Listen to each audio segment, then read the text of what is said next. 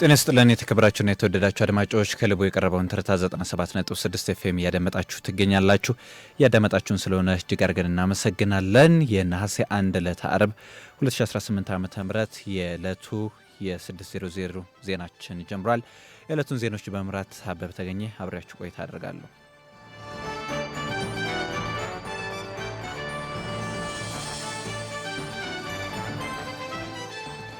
በፋይናንስ ስርዓት ላይ አሻጥር በሚፈጽሙ አካላት ላይ የሚያዳግም እርምጃ እየተወሰደ መሆኑን የመንግስት ኮሚኒኬሽን አስታወቀም። በኢትዮጵያ ተግባራዊ እየተደረገ ያለው አብይ የምጣኔ ሀብት ማሻሻያ ለማደናቀፍ በሚንቀሳቀሱ የዋጋ ንረትና የሰው ሰራሽ እጥረት በሚፈጥሩ እንዲሁም የሀገር ሀብትን በሚመዘብሩ አካላት ላይ ሰፊ ሕግ ማስከበር እርምጃ መወሰዱን መንግስት አስታውቋል። ከተለያዩ ሀገራዊና ዓለም አቀፋዊ ተግዳሮቶች ባሻገር ሕገ ወጥነትና የሙስና ተግባራት የሀገር ልማት ዋነኛ ፈተና ሆነው መቆየታቸውን ያመላከቱት የኢፌዴሪ መንግስት ኮሚኒኬሽን አገልግሎት ሚኒስትር ወይዘሮ እናታለም መለሰ እነዚህን አካላት በፋይናንስና ንግድ ስርዓት ውስጥ ሰርገው በመግባት የውጭ ምንዛሬ እጥረት እንዲከሰትና የኮንትሮባንድ ወንጀል እንዲስፋፋ ማድረጋቸውን ገልጸዋል። መንግስት ሌብነትን የሚያጽዳት ቁርጠኝነት እንዳለው የገለጹት ሚኒስትሯ ወይዘሮ እናታለም አያይዘውም ህብረተሰቡም ህገ ወጦችን በማጋለጥ ታሪካዊ ኃላፊነቱ እንዲወጣ ጥሪ አቅርበዋል። በዚህ መሰረት የአሰራር ጥሰት የፈጸሙ አካላትን ለመቆጣጠር በተከናወነው ስራ በህገ ወጥ የገንዘብ ዝውውርና በጥቁር ገበያ የተሳተፉ 169 ግለሰቦች፣ በባንክ ማጭበርበር የተጠረጠሩ 36 ሰዎች እንዲሁም ለህገ ወጥ ዝውውሮች ሽፋን ይሰጡ የነበሩ 7 የክሪፕቶ ከረንሲ መተግበሪያዎች ሲታገዱ በተጨማሪም በህገ ወጥ ንግድና ማከማቻነት ከተሳተፉ ከ7000 በላይ የንግድ ድርጅቶችና መጋዘኖች ላይ የማሸግ እርምጃ መውሰዱን ተናግረዋል።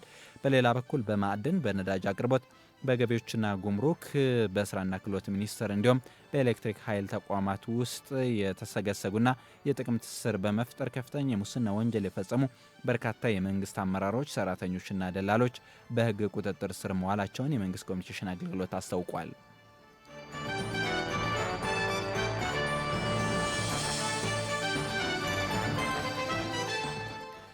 ምእመናን ሱባኤውን በበጎ አድራጎት ስራዎች በፍቅርና በመንፈሳዊ ትሩፋት እንዲያሳልፍ ጥሪ ቀረበ። የኢትዮጵያ ኦርቶዶክስ ተዋሕዶ ቤተክርስቲያን ህዝበ ክርስቲያኑ ዛሬ የሚጀምረውን የ2018 የጾመ ፍልሰታ ሱባኤ የተቸገሩ ወገኖችን በመደገፍና ለሀገር ለዓለም ሰላም በመጸለይ ሊያሳልፈው እንደሚገባ አሳሰበች። ኢትዮጵያ ኦርቶዶክስ ተዋሕዶ ቤተክርስቲያን ፓትርያርክ ብፁዕ ቅዱስ አቡነ ማትያስ ቀዳማዊ የጾማዊ ፍልሰታን መግባት በማስመልከት ባስተላለፉት መንፈሳዊ መልእክት ምዕመናን ከነሐሴ 1 ቀን ጀምሮ ለ15 ቀናት የሚጾመው ይህ ጾም እግዚአብሔርን ትእዛዝ በመጠበቅና ለእርሱም ያላቸውን ፍቅር በተግባር ለመግለጽ የሚከናወን መሆኑን ገልጸዋል።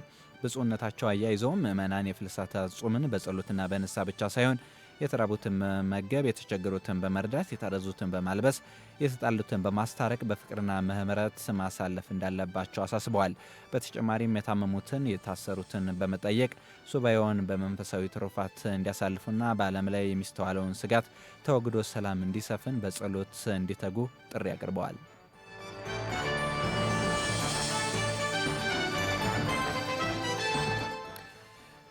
በከፍተኛ ሁኔታ እየጨመረ የመጣውን የድምፅ ብክለት ለመቆጣጠር አዲስ መመሪያ እየተዘጋጀ ነው ተባለም።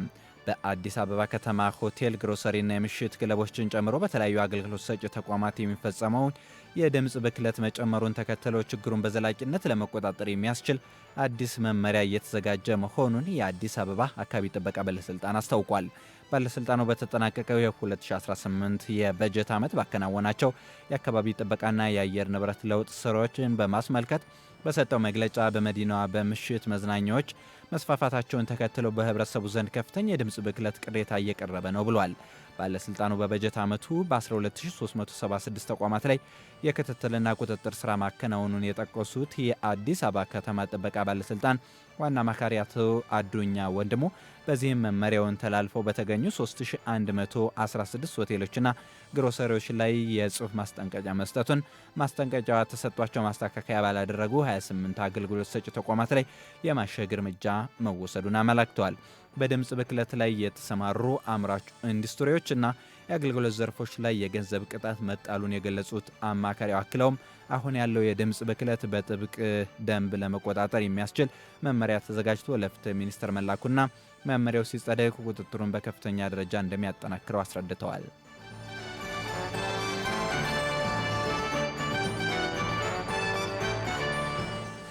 አድማጮች ቀደም ሲል ከሀገር ውስጥ የተመራረጡ ዜናዎችን ወደ እናንተ አደረሰን። በማስከተል ደግሞ ከውጭ ምንጭ ወደ ተመለከትናቸው ዜናዎች እናልፋለን። የሞሮኮ የደህንነትና የአደጋ መከላከያ ኃይሎች የሰደድ እሳቱን ለመቆጣጠር ከፍተኛ ጥረት እያደረጉ መሆኑን አስታወቁም። በሰሜናዊ የሴፍሮ ግዛት የተነሳውና ለአምስተኛ ተከታታይ ቀን የቀጠለው የሰደድ እሳት ሙሉ በሙሉ ለመቆጣጠር የሚያደርጉትን ጥረት አጠናክረው መቀጠላቸውን የሞሮኮ ባለስልጣናት አስታውቀዋል።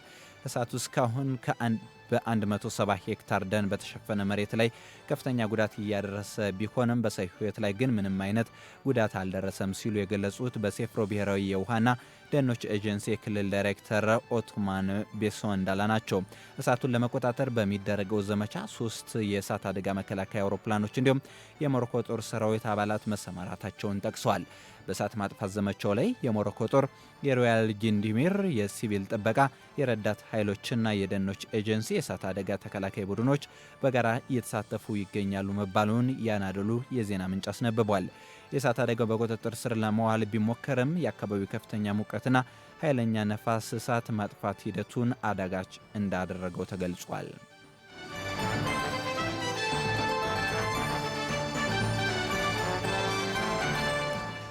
ሀገራቸው የኤል ሳልቫዶርን ደህንነትና ጸጥታ ዘርፍ አሰራርን ለማጥናት እቅድ እንዳላት ተመራጭው የኮሎምቢያ ምክትል ፕሬዚዳንት ገለጹ። በኤል ሳልቫዶር የተተገበረው የጸጥታና የደህንነት አቋም ለመገምገምና ለማጥናት ኮሎምቢያ ዝግጁ መሆኗን የኮሎምቢያ ተመራጭ ምክትል ፕሬዚዳንት ሆሴ ማኑኤል ሬስትሬፓ አስታወቁም። ተመራጩ ምክትል ፕሬዚዳንት ይህንን የገለጹት ከኤል ሳልቫዶር ጋር የሚመሰረተውን የንግድ ምክር ቤትና የሁለትዮሽ ትብብር አስመልክተው በሰጡት መግለጫ ላይ ነው።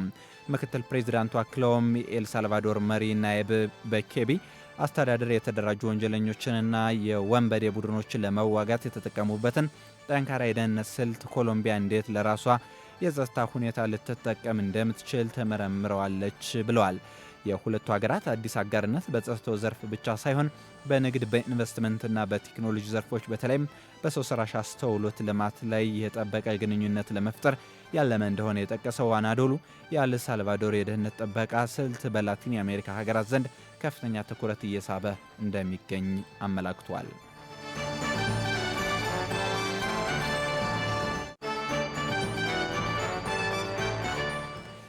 በመጨረሻም የአሜሪካው ፕሬዝዳንት ዶናልድ ትራምፕ ከኢራን ጋር ያለው ወታደራዊ ግጭት በቅርቡ ያበቃል ሲል ገለጹ። ፕሬዝዳንቱ ለጋዜጠኞች በሰጡት መግለጫ ኢራን ጦርነቱን ለረጅም ጊዜ ልትገፋበት አትችልም የሚል እምነት እንዳላቸው ተናግረዋል። በሌላ በኩል በሆርሙዝ ወደብ ላይ የተጣለውን የመርከቦች እንቅስቃሴ እገዳ በጊዜያዊነት ለማንሳት አሜሪካ፣ ኢራንና ኦማን መፍትሄ ላይ ለመድረስ መቃረባቸው ተገልጿል። ቴህራን ከኦማን ጋር ያደረገችው ውይይት ከስምምነት ለመድረስ አጫጭር ደረጃዎች ይቀሩታል ተብሏል። ሆኖም በኢራን የፓርላማ አፈ ጉባኤና ሌሎች ባለስልጣናት የአሜሪካ አቋም በማስተቸት ዋሽንግተን የምታካሄደው ዲፕሎማሲና ዛቻ አልቀበለውም ብሏል። በአሁኑ ወቅት በአካባቢ ያለው የነዳጅ ማጓጓዣ መስመር ስጋት እንደተጠበቀ ይገኛል ሲል አልጀዚራ በዘገባው አመላክቷል።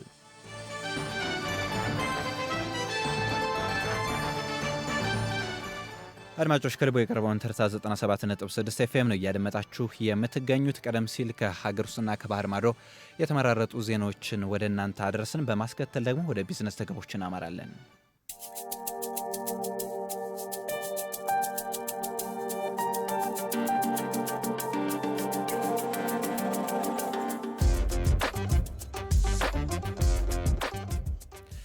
ቀዳሚ ወዳደረግነው የቢዝነስ ዘገባችን ስናልፍ ከማዕድን ዘርፍ 6.7 ቢሊዮን ዶላር የውጭ ምንዛሬ ለማግኘት መታቀዱ ተገለጸ። በ2019 በጀት ዓመት ከማዕድን ዘርፍ 6.7 ቢሊዮን ዶላር የውጭ ምንዛሬ ለማግኘት መታቀዱን የማዕድን ሚኒስተር ኢንጂነር ሀብታሙ ተገኝ ተናገሩ።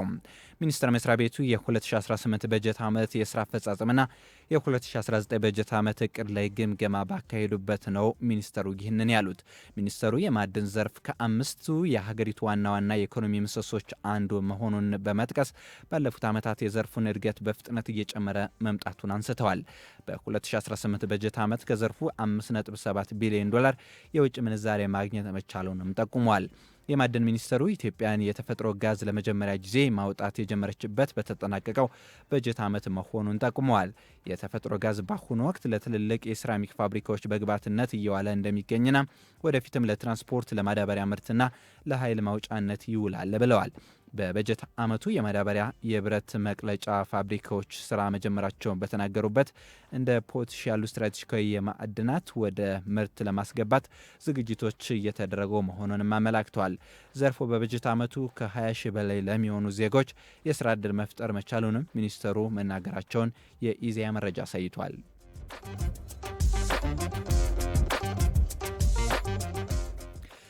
ስደተኛ ሰራተኞች ሀገሪቱን ለቀው መውጣታቸውን ተከትሎ የጨርቃጨርቅ ፋብሪካዎች ለከፍተኛ የሰራተኛ እጥረት ተዳርገዋል ተባለም። በቅርቡ በደቡብ አፍሪካ የተካሄደው የጸረ ስደተኞች ተቃውሞ ተከትሎ በሺዎቹ የሚቆጠሩ ስደተኞች ሰራተኞች ሀገራቸውን ለቀው መውጣታቸውን የሀገሪቱ የጨርቃጨርቅ ፋብሪካዎች ለከፍተኛ የሰራተኛ እጥረት መዳረጋቸውን አፍሪካ ኒውስ ዘግቧል። በክፍለ ናታል ግዛት በሚገኘው የኒውካስል ኢንዱስትሪ ማዕከል የሚገኙ የፋብሪካ ባለቤቶች ከተቃውሞ እንቅስቃሴዎች በኋላ ከ12 እስከ 19 በመቶ የሚሆኑ ሰራተኞች አጥተዋል ተብሏል። የአባሪዎችና የስፌት ባለሙያዎች የነበሩ ስደተኞች በመውጣታቸው የሙያ ክፍተት መፍጠሩንና አብዛኞቹ የአካባቢው ነዋሪዎች ዝቅተኛ ክፍያ ያላቸው የፋብሪካ ስራዎችን ለመስራት ፈቃደኛ ለመሆናቸው ባለቤቶች ተናግረዋል። በሌላ በኩል የሰራተኛ ማህበራት ኃላፊዎች የሙያ እጥረት አለ የሚለውን መላመት በማስተባበል ዋናው ችግር አነስተኛ ደሞዝ፣ የትራንስፖርት ውድነትና ደካማ የስራ ሁኔታ እንደሆነ ይሞግታሉ። የፋብሪካ ባለቤቶች ግን የሰራተኞቹ መውጣት የምርት ሂደቱንና የትዕዛዝ ማድረስ ስራን እየጎዳው መሆኑን በመጠቆም ሁኔታው በዚህ የሚቀጥል ከሆነ አንዳንዶቹ ፋብሪካዎች ሙሉ በሙሉ ሊዘጉ እንደሚችሉ አስጠንቅቀዋል።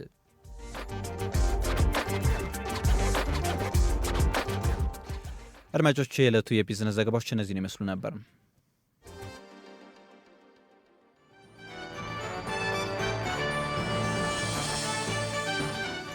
አድማጮች፣ ከልቦ የቀረበውን ትርታ 97.6 ኤፍኤም ነው። የዕለቱን የ600 ዜናዎችን እያደመጣችሁ የነበረው። ቀደም ሲል ከሀገር ውስጥና ከባህር ማዶ የተመራረጡ ዜናዎችን እንዲሁም የቢዝነስ ዘገባዎችን ወደ እናንተ አደረስን። የዕለቱ የ600 ዜናዎችን እነዚህን ይመስሉ ነበር። ሌሎች የትርታ መሰናዶዎች እስከ ሌሊት 6 ሰዓት መደመጣቸውን ይቀጥላሉ። እኛ በዚሁ አበቃን። መልካም ቀን ተመኘን።